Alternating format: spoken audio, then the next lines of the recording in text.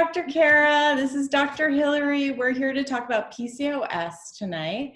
And it's near and dear to Hillary's heart because she has battled with it for a long time since she was really young and figured out how to manage it with diet, exercise, and just all kinds of lifestyle tips. So she'll be really good at giving us those tips, but we're going to really focus on food and blood sugar regulation and exercise and just some real basic, amazingly potent medicine for PCOS. We are assuming that, hi everybody, again, I'm Dr. Hillary. Kara and I wish we were together, but she's at her home in Connecticut and I'm at my home in California. Just turning this tea down. We're both in our kitchens today because such an important part of PCOS is working with food and being in the kitchen. And so we wanted to do this class from our kitchens. So if you're watching, you can see, and if you're listening, then you can just sort of kind of think about what it would be, what we look like in the kitchen cooking these things. So we'll cook a little bit for you. So I just wanted to talk a little bit about PCOS in general. PCOS is a really frustrating thing for women, especially if they've been diagnosed with it. It's one of those things that feels quite horrifying. It feels like, well, I was told when I was 22, so I had irregular cycles from the time I started my period. I started my period quite late, maybe around the middle of being 15 or 16. I was a ballet dancer, so we thought that that was why. And then I had really irregular cycles all the way through. And the strategy was for me to go on birth control to regulate the cycle. So that was the strategy at the time from any OB that you would have spoken to. And so without even really thinking about it, I just went on the pill and got my period. So I didn't at the time think about if I was still irregular or not. But when I went off the pill, I was about 22 and, or maybe 21 or 22. I went off the pill because I was just starting to like not feel great. And I wanted to see what was happening with my body. I was getting some pelvic pain and some cystic pain, and I didn't like understand what was happening. I was living in Boston at the time. I was obviously super young. I just graduated from college. And I went to a really famous OBGYN in Boston at the hospital and the whole nine. And that doctor looked at me and said, "You have PCOS. You're totally likely to be infertile. And infertility is just one of those things. There's definitely cysts on your ovaries, and there's not a lot you can do."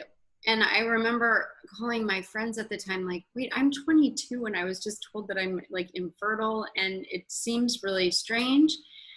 And actually it kind of kick-started me on the path of figuring out my body and figuring out what was happening. So like many women with PCOS, I had high androgens. I always have had high androgens. So those are like the testosterone. So higher testosterone. Acne was always kind of an issue for me. Muscle, like I can make muscle like it's going out of style because I am high androgenic, high testosterone woman. Which is good for some things, but not great for my menstrual period and cycle. And so I had to kind of learn about using diet and using some different herbs. Fast forward, I worked with a naturopathic doctor to help me regulate my cycle, and it got me interested in natural medicine, natural healing, and really kind of like got me on my life's path for work. So that's the interesting part. But what I really learned when it was time for me to get pregnant, and I was on the young side, I got married at 24. So when I started to get pregnant, I was 26 or 27. So it was like 22, I started to kind of work on things, and my cycles came back after being off the pill and having no cycle. So that was one kind of step I did with learning about diet and nutrition and balancing my hormones. Then when it was like, now I want to get pregnant, I had been under a lot of stress in medical school. I was still in medical school. And my cycles were so extremely long. They were like 60 days, like when I started to count. and 60 days, sometimes maybe 48, sometimes 50. I couldn't tell. I couldn't tell if I was ovulating. I still had some pelvic pain. So back it went into the hardcore PCOS treatments, was like really taking care of my diet. I realized that my stress and the stress hormones had kind of thrown my hormone balance way out of whack again. And I was sort of back to a lot of the things that we talk about at Cultivate Fertility, eating really good food and using some herbs and some acupuncture and some natural therapies to help me get my cycle. So I love working with women with PCOS because I know the suffering. And I think that what I know to be true is that it goes undiagnosed a lot. And so when women sometimes come to me and they've struggled with infertility or they don't have their cycles correct, and they're tall and thin, and so maybe they weren't worked up or they don't have pelvic pain, but hormonally they have PCOS. They have more androgens than they should, and it's messing up with their hormone cycle. They have blood sugar regulation, and it's messing up issues, and it's messing up with their hormone cycle. And stress issues. Many women with PCOS have whether it's caused by or it's underlying, it's hard to know, but have anxiety, have depression that also cause issues with stress hormones and regulating their cycles. So we're going to talk to you about some fun things that you can do today. Both Dr. Kara and I feel really passionately about PCOS. And a lot of your story, Dr. Hillary, really speaks to a lot of women, I think, because it's the thing that happens is you end up with this idea of I have PCOS and I'm infertile, and that's not correct at all. So that's really stressful for women. It's subfertility. So if your hormones are not regulated and your cycles aren't regulated and you don't ovulate properly, then it's hard to get pregnant, but it doesn't mean you're infertile. And so there's this really specific point of, because you have PCOS, it does not mean that you're sterile or infertile. It just means that you have to work on it. And so I think that's actually well established in the science too. And it's 10% of women have PCOS. So it's a really common diagnosis out there. And it's certainly a common thing I see too. And it's the most common hormone regulation diagnosis that we see. So it's a lot of people are dealing with it, and there are a lot of good ways to deal with it. And then the other thing that is part of your story is the pill. And so pill now is first line treatment of, this person has PCOS, let's put them on the pill. It'll regulate your hormones, but that's not actually true. The pill doesn't regulate your hormones. It blocks your ovulation, and then you get a withdrawal bleed. And so you get your period. So you think you get your period regularly every month, but it's not because all your hormones are making that happen. It's because it's sort of being overridden. So it doesn't regulate anything. It just sort of gets you to the point where you go off it and then deal with the issue. I guess that's kind of the thing with the pill. And I just had a patient yesterday. But I think, Sorry, I just had a patient yesterday that said, I had irregular periods for 10 years and long cycles. I was on the pill, and now I've been off for 8 months and trying to get pregnant. But my cycle is irregular, and I thought that it was completely regular from being on the pill. So that's like a really hard pill for her to swallow, that like, oh no, when you were on the pill, you were being overridden. Mm-hmm. And so there's still all this work to do to bring things into balance. So I super appreciate that people are asking questions in the chat, and we will for sure get to it.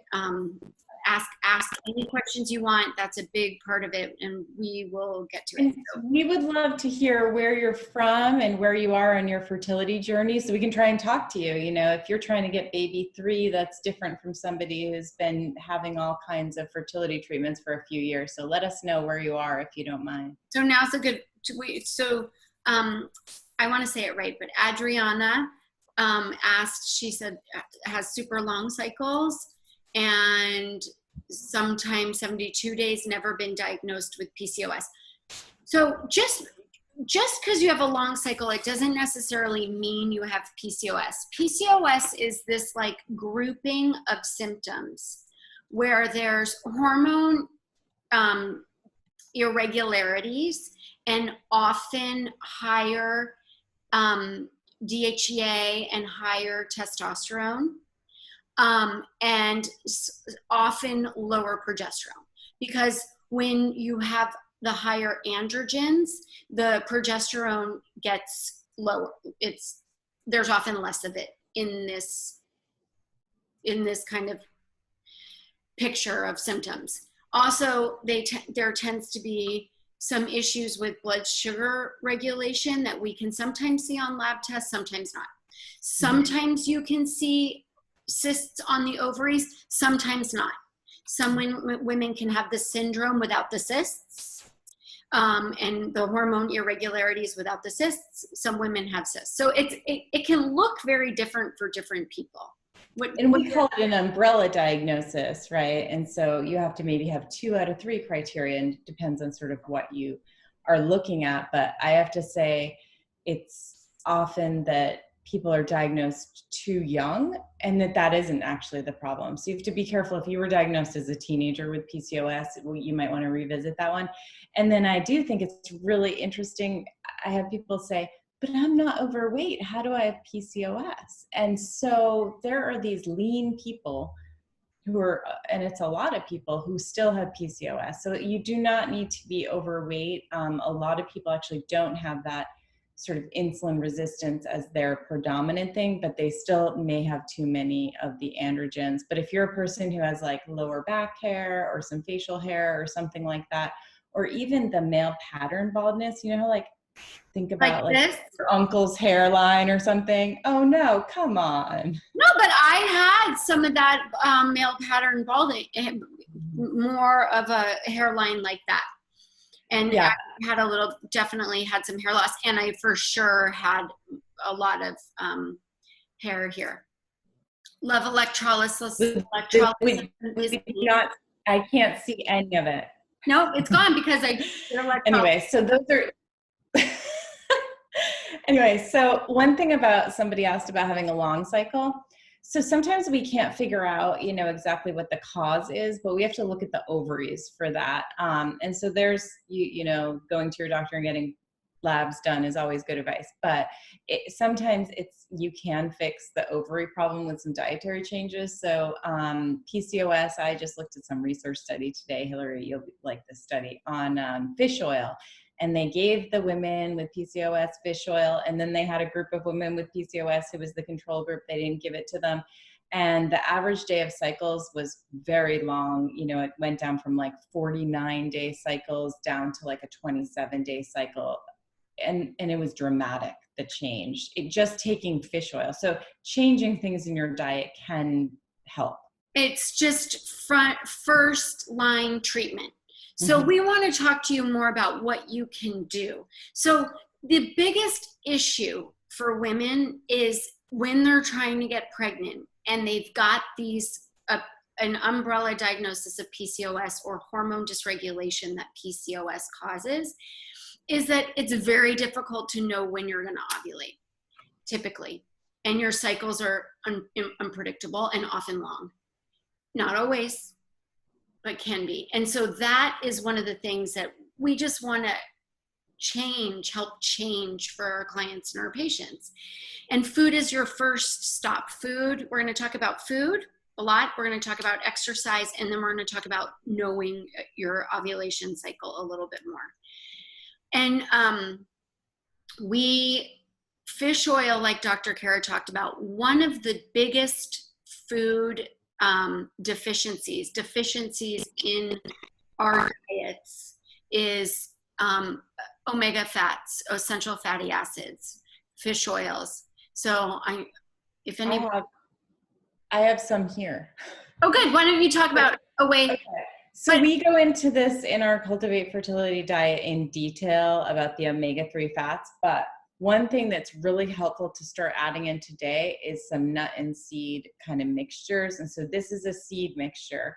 And in this and there's a recipe on the website, and we're going to actually even send it to you, I believe, or a link to it. On the bottom here, I have hemp hearts, and here's like a bag of them. So you can buy them anywhere. And these are really good sources of omega-3 fats. They don't have anything in it that you need, like a, you know, cannabis prescription card or anything like that. It's just a source of protein and really good fats and really good minerals, actually. And so people use it in smoothies. Our smoothies have a lot of hemp in them, but they taste good. They taste a little nutty. And so they're in the bottom of this jar. The second thing up are sesame seeds. I have black sesame seeds and white sesame seeds. And so these seeds are in here more for the hormone regulation than actually the fats in the seeds. So they really help with balancing out your hormones, that extra testosterone or androgens we were talking about. These seeds actually have your liver make something that pulls them out of the body. It's incredible. So they're really strong. They have good research. They're pretty neat. And then we have sunflower seeds and pumpkin seeds on the top here, which again have more of those special fibers and special fats in them. And there's also chia seeds in there. So this is something where the recipe is right on the website. We'll send you the link for that, and then you can make it easily and you keep it in the refrigerator. I was just telling Hillary that like our video for the diet course, I ended saying, put a bow on it and bring it to your next dinner party. I don't think people are having so many dinner parties around these times, but I was actually with a close friend the other day. I fed her a salad and I had used one of these. This is my other jar. And she said, how did you do this on the salad? Like, what is on this salad? Because you just shake it up and you sprinkle it on salads, on oatmeal, on, you know, your yogurt or your vegan yogurt. And it really helps with nutrition during the day. And she loved it. So she ended up going home with my other jar. But we think probably the amount of this, you know, it'd be great if you got a tablespoon to 3 even a day of good quality nuts and seeds. So we talk more about that in the diet course, but this is just so easy to do. Everybody go home and do this. I love that. It's useful for many things. So we talk a lot about essential fatty acids with our patients. A lot of our patients we sort of insist that they're on a really great quality fish oil. We have one that we love at cultivatefertility.com. It's really important, and eating those seeds is a great way to add them another way into your diet. We also on our blog have an anchovy dressing that we love and that our patients have loved, and that's a great way to increase your essential fats. The essential fatty acids do a couple things. They're very helpful for balancing hormones. They're also really helpful for mood. And so, like I had alluded to before, many women who have PCOS, sometimes if they do struggle with their weight, they have issues from that, and it can contribute to some anxiety, some depression. And always with these things, it's hard to know what comes first. The chicken or the egg, right? Like what comes first, the depression and then the hormone changes, or the hormone changes and the depression? It's just hard to know. But fish oils help so much. It's my kind of like first line therapeutic for anybody that's suffering from anxiety and depression or some mood changes and instability. The second thing that's the most important, one of the most important things you can do that's not in the kitchen, but is exercise. So the research is undeniable that exercise is a potent medicine for balancing hormones and for some of that mood stuff that we talked about, but for PCOS specifically. Specific PCOS research is just undeniable. We've got to get people exercising and exercising kind of dramatically. So it's not like a light leisure walk, although if you don't exercise at all, that's awesome. 20-minute walk a day, you start with that. It's more intense exercise that, Hillary can tell you more about. So it's high intensity exercise. And that means basically that your heart's pumping and beating and you're sweating and you get breathless. So whether it's walking up a hill, a lot of times with my patients, I have them warm up for 10 minutes and then do cycles, 2-minute cycles, where they're either walking really hard up a hill or they're sprinting up a hill. I wouldn't start sprinting up a hill if you're not exercising because you could hurt yourself, but you're like getting breathless. And that breathlessness is like almost when you taste a little blood in your mouth, like you're like because that's when you're really working your heart, and then you recover. So in any 2-minute cycle, maybe it's 30 seconds that you're getting breathless, 45 seconds until you can't go anymore, and then you're recovering, and then you're exercising, and then you're recovering, and then you're and so that's called high intensity interval work. Training. And and that's important to note. So it's not get on the treadmill, not get on your Peloton and go for like a long time, because that can increase the stress hormones, which is a whole other thing that can cause problems with ovulation. So that short bursts of high heart rate are really great to get into that, and not just like push your body till you're run ragged. That's not at all. No, you don't need to go run a marathon, but like the Peloton has awesome interval workouts, and if you even just search like the 7-minute workout, they do high intensity things, and you can do it twice, and then it works a lot of different muscle groups, and you're usually kind of doing some higher intensity thing and then a rest. Or if you just look at Dr. Mercola talks a lot about high intensity interval training, or used to in the past. So there's a lot of information. So we've got diet changes, which we're going to talk about a little bit more. That was just the beginning. That was just one part of it. But one of the main things that we like to talk about with PCOS, like we talked about, is blood sugar regulation. So with our patients, with my moms, my nursing moms, my pregnant women, even children, my patients, regulating your blood sugar during the day has so many positive effects. It keeps your mood stable. It keeps your cravings down. It helps prevent hypo or hyperglycemia. And so what we want is, instead of like a blood sugar spike, which is like downing a glass of orange juice first thing in the morning, would spike your blood sugar really high. And then you'd come down from that high and be really low and crave something, usually more sugar or caffeine.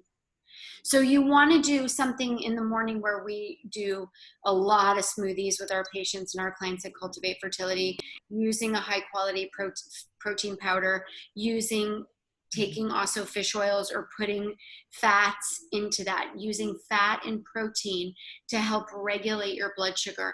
It really helps on the hormonal level to regulate the hormones. And we're going to show you a smoothie at the end. So just stay till the end so we can show you how to balance out a smoothie. And so I just wanted to show you the tea. I wrote in the section here, if you go to our cultivatefertility.com, underneath the blogs, right up at the top, we've got blogs where we have a lot of our favorite recipes. And this one is called the, morning detox tea. And this was made for our detox program, but of course we love to share it with everybody. There's a lot of benefits to it. Right now I'm specifically talking about the cinnamon. Cinnamon is a beautiful blood sugar regulator for many reasons, but part of it is the tannins in the cinnamon. What it does, and it's been studied extensively, it's such a strong, potent plant medicine that we use for a lot of things, but for PCOS, it's an awesome thing to add into smoothies, to add if you're having something sugary, like a snack of apples. Putting a bunch of cinnamon on it helps to regulate the blood sugar. And drinking cinnamon tea, this morning detox tea, is a great way to help regulate blood sugar as well when you're in the morning or throughout the day. And it's great iced, because I know it's summer and hot as heck. We've got a cutie here from Texas. Like, you're not going to want to drink hot tea. You may pour it over ice. It works great. And smoothie. And I always say about that tea that people, once they start doing it, stay on it. It's so delicious. So there's something about it. Everybody loves it. It's one way we get people off their caffeinated beverages, but it's just so delicious. So give it a try. It seems like it's a simple tea, but it really gets you going, and it's kind of exciting. You're happy when you drink it. I have a diet question that comes up a lot. What about a keto diet? Because we're saying, blood sugar regulation, so sugar's not good, so maybe no carbs. This comes up a lot. So This comes up a lot.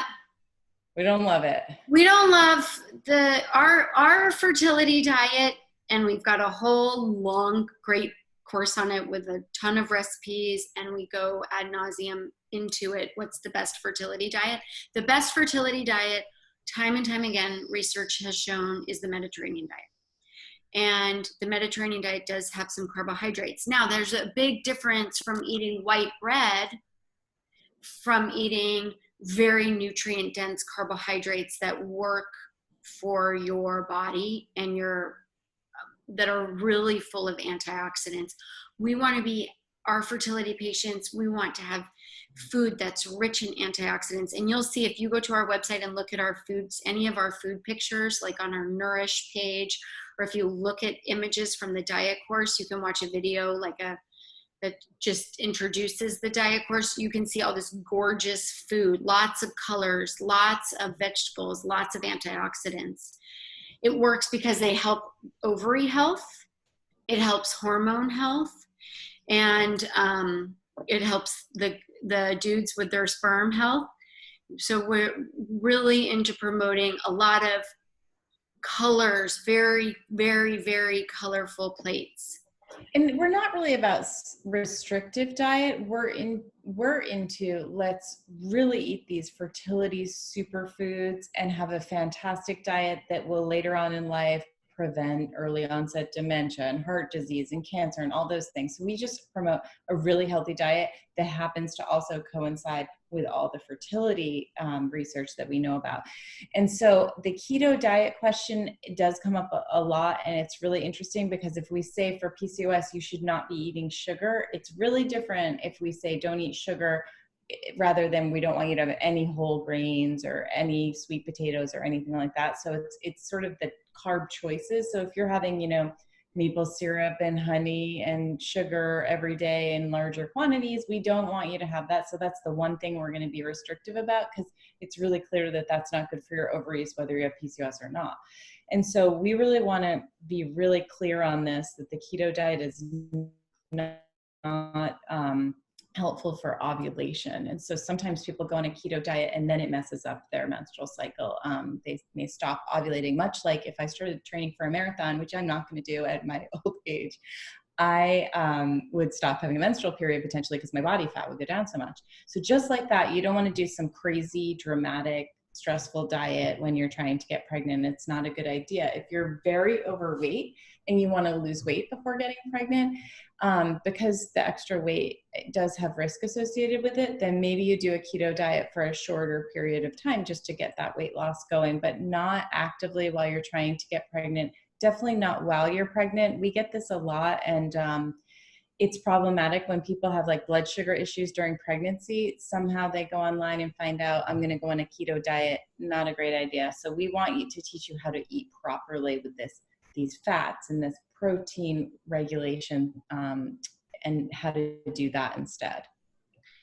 So it's amazing when we work with patients, and the reason why we created Cultivate Fertility really is because obviously we're insanely passionate about helping women with their fertility and doctoring women. It's our life work. We love it. We'll never not do it. But it's more like we don't have time with our patients that we're desperate for to talk about all these things. We're often kind of managing PCOS in a shorter visit. We don't have the time to get to talk about the foods that we've researched for a lot of years and used on our bodies and with our patients. And we really wanted to be able to create these courses where we could go at length and talk at length about what the research is, but also make it, fun, and how you can make lifestyle choices and changes. Because the truth is the fertility part is your first step into your family life, where you're going to want to make as many optimal choices for your fertility, pregnancy, nursing, and family health. And they're all so crucial. And so now We just love being able to create courses where people can really educate themselves more about it. This is another question that I want to throw out to you, Hillary. Like, is it true that you can change your diet and regulate your cycles that way? You can change your diet and regulate your cycles. It's like changing your diet can change your life. And I don't love to be a zealot. I'm not like some crazy diet zealot, because I love all the foods. And I love sugar, and I like to party, and I like everything. You know, I don't want to be, we're not asking our patients to be so restrictive. Like, I'm a huge cook. I love to entertain, but changing diet can change your life. And over and again, it's so fun. Like, we've been doing this for more than A long time. 15 years now, each of us. So it's like, you just don't, I can't express enough the power of diet. And for families, like my pediatric patients, they're just so healthy because they're eating healthy. And the women who work on their bodies and they're through their diet and get stuff really aligned for their fertility, the great news is those patients do really well through breastfeeding, and they don't crash as hard.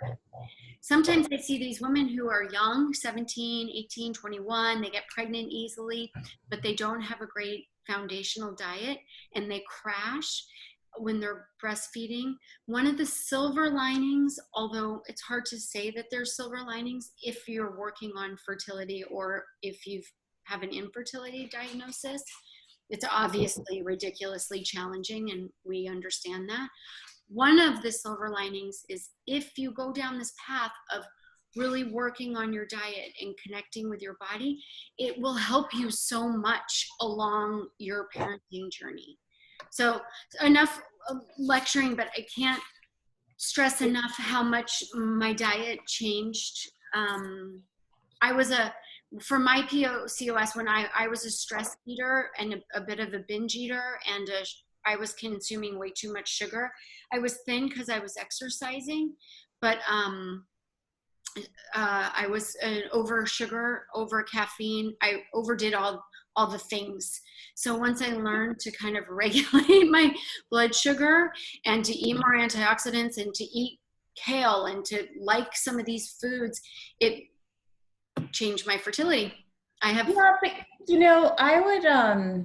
want to give an understanding that food craving and like overeating is part of PCOS, because the hormones are off, so you don't have that stop valve like thing going that everybody else may. And so it might just be the condition that's like driving you to eat too much of this and like having these cravings, and maybe getting your hormones under control will help that. So it's like due to, you know, it's not your fault. It's like part of the condition. Yeah, so, it's the full chicken and egg. Okay, so we have one of the smoothies that we love. It's in our diet course.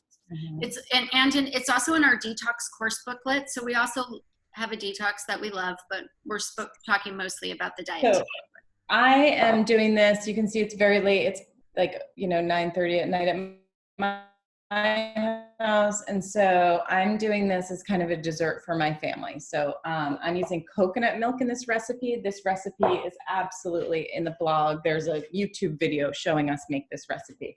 But I'm using coconut milk, and then I'm going to add cinnamon. So cinnamon for the blood sugar regulation piece is extremely important, and it makes this smoothie taste so good. And it's a weird group of flavors. People are like, really? I'm gonna put cinnamon with cucumbers, and it's a lot of cinnamon in the recipe. And then here's some cucumbers. I got my farm share today, and we got cucumbers. So I'm gonna put about half a cucumber in there. I'm gonna use the whole banana, and it's kind of a large banana. The recipe also calls for half a date. I'm gonna like cheat, I'm sorry. I'm gonna skip the date because my banana's really ripe, so it's very sugary, and it's gonna make it too sweet if I put the date in. We like the date for some of the mineral content in a date, and for people who want a sweet and they're craving sugar, maybe half the date is gonna be good for them, but the banana is very good for your gut bacteria, so I want the banana in there. And besides, I'm making this for my whole family, and they want the banana. We have really nice greens, which the recipe calls for spinach, and these are really beautiful greens from our farm here. I live in Connecticut, and it is almost August 1st, so this is unbelievable how you caught me right with the perfect things for this. Chia seeds are going in here. Chia is a source of omega-3 fats. I always just buy them organic, but any company will do. And you can buy them powdered or in seed form. The powder's really nice. It goes in things really easily. The seeds, if you take them and put them on your salads or something like that, it's really not advised because they can get all stuck in your throat and it's not a good idea. So powdered chia might be a better option to just have in your refrigerator. And we have our protein powder. So this is the Cultivate Fertility Organic Vegan Protein Plus Greens. So I love that protein powder. Love the protein. It actually smells really good. So it is a little green because of the greens in it. So I love having a protein powder with extra greens, because what we chose this, we've used this protein powder. We over the years, we've used a lot of protein powders, but this is our favorite that we chose for Cultivate Fertility because we love having the extra greens and the extra antioxidants for egg health, for sperm health, for hormone balance, the whole thing. And it tastes delicious. And it's this smoothie is absolutely delicious. So this cacao nibs. So this is another superfood I'm going to put in. It kind of gives a little chocolate to it. It's like a little bit of a bitter taste, and we need it because this one's kind of sweet. So, Hill, why don't you tell us more about how the protein balances the blood sugar? Because the protein is key in here. Because between, the banana and the date, that is kind of a lot of sugar. And I do find that one of the pitfalls of smoothie making for people is that they just put fruit in and maybe some yogurt that has a lot of sugar in the yogurt. And then you're really missing out because it's a big sugar spike, like you said, and then your sugar drops like an hour or two later. So the protein powder is key in a smoothie. I'm going to blend this. I'm going to go on One of the crucial things that, like we've talked about for blood sugar regulation, protein and fat. So did you see she used coconut oil or coconut milk? Coconut milk is high in fat, and the chia seeds are high in fat. So if you looked at our fertility diet, or it would look like it's a very kind of high fat diet, and that's because fats are the building blocks for your cholesterol, is the building blocks for all your hormones. So we want good fats. We need it for great skin, and we need it on our insides to keep our hormones moving beautifully, to have enough of them and to keep them really smooth. But the fat and the protein, the fat just takes a longer time to break down, and they really just work against the sweets. So again, like my problem too, for if my patients go to a juice place and they get all the fruit and none of the fat or protein, their blood sugar spiking. That causes some inflammation and some stress. Then it drops, and when it drops, they feel bad, and then they're craving more sugar, more caffeine. And what we're really trying to do is to keep your stress hormones down and to keep your blood sugar nice and smooth. And so proteins and fats really work to do those things. Is it delicious? I haven't tasted it yet, but this is the color. It's kind of like this cool lighter green color. I didn't blend it all the way because I kind of like the chunkiness of the cacao nibs, because they're, I don't know, it kind of reminds me. I love when they feel like kind of a healthy chocolate. And this is my tea, and this is the cinnamon tea. It smells amazing. It always is.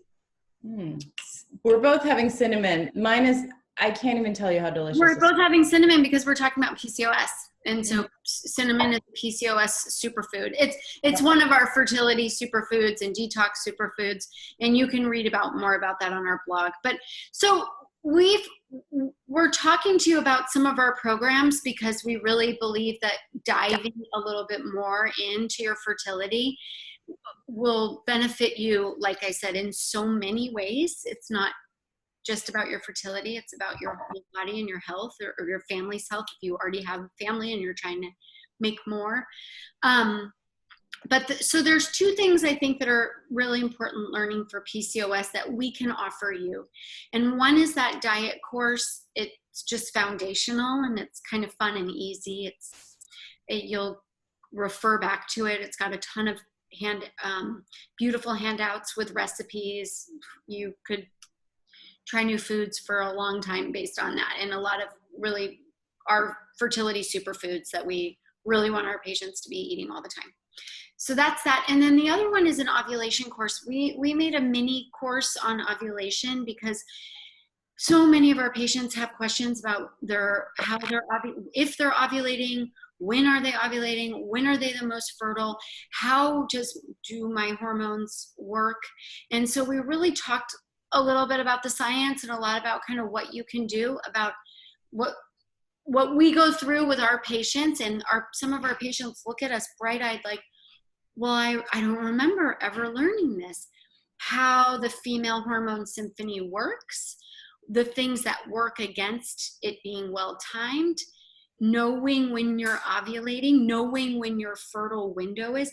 These are really important if you're struggling with PCOS. So we really encourage kind of this online digital learning. It's such an amazing way to kind of get the context, have essentially the two of us yapping at you a lot.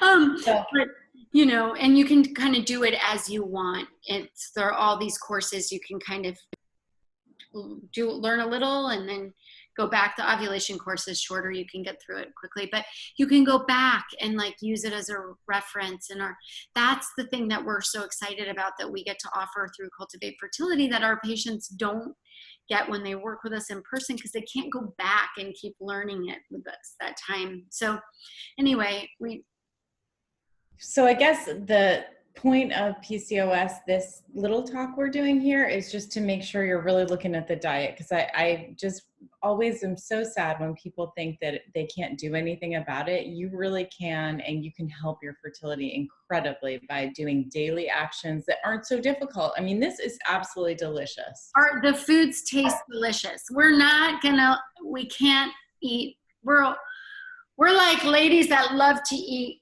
And so we're not going to eat bad food. And I wasn't going to eat bad food when I had PCOS.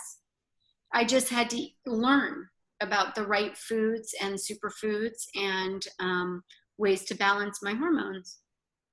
And now my 17-year-old is saying, Mom, I'm really hungry. Can we make dinner?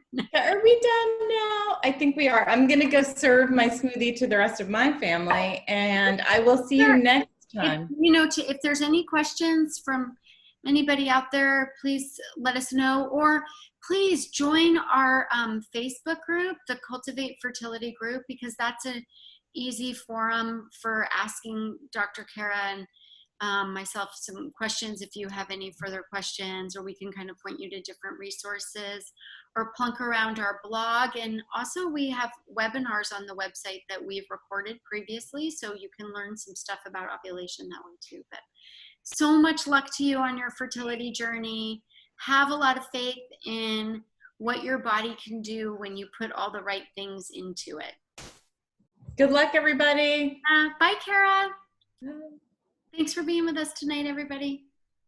Bye.